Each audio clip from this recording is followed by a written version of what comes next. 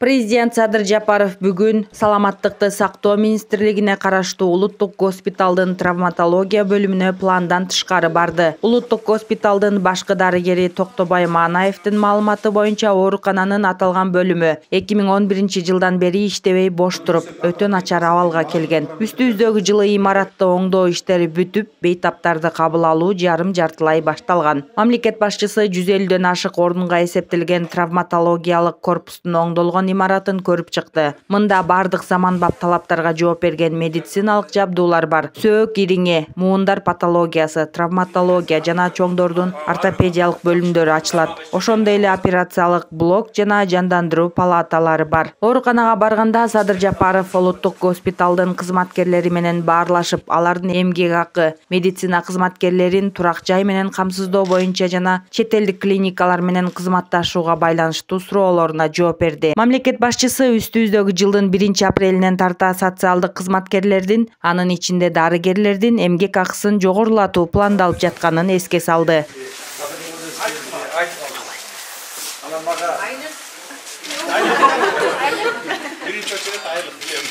1-апрелден баштап дагы көтөрүп беребиз. Мугалимдердики, силердикин карап отурабыз. Бюджетибиз мына эми көтөрүлүп келип атабыз. Саздан бир бутубузду сууруп чыгып алып, экинчи бутубузду суурудук, эми кичине басалы деп атабыз мына былтыртан бери. Мен келгенде 20 миллиард сом дефицит болчу билесиңер.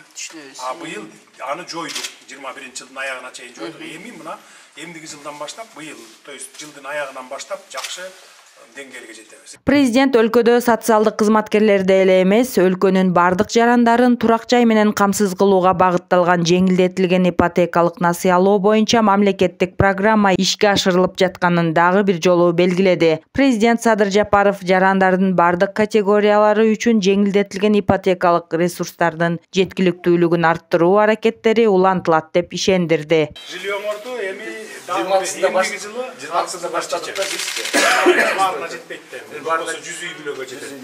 Бизде азыр мына менин үйүм 21-26 деген программа кирген. Былтыртан бери иштеп атат. Анан азыр быйыл 6000 үй бүлөгө ушу бюджет кызматкерлерине беребиз.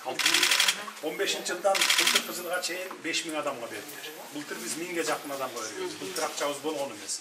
Анан быйыл 6000 адамга бересиңер деп 8,5 миллиард сом бөлдүрүп бердим. Бул 100 миллион доллар. Ошо таза түшкөн киреше, кумтөр жана башкалардан түшкөндөрдү бердик. Травматология имаратына барган учурда Саламаттыкты сактоо министрлиги менен имаратты оңдогон компаниялардын биринин ортосунда талаш жараткан жагдайлар бар экени белгилүү болду. Жолубуз госпиталдык ичине эл көп да. Кайсы жол бар? Капиталдын башына киргизип койдум. Через построй баарын Минфинге чейин жеткирдим. Ошо 18 миллион сом ошон болсо жол тротуар жасап койсо.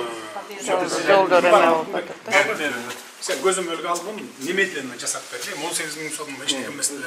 Ол болсо эл да, эл келет, элдер. Срочно карап, ошо тем более бюджетке киргизилиптир.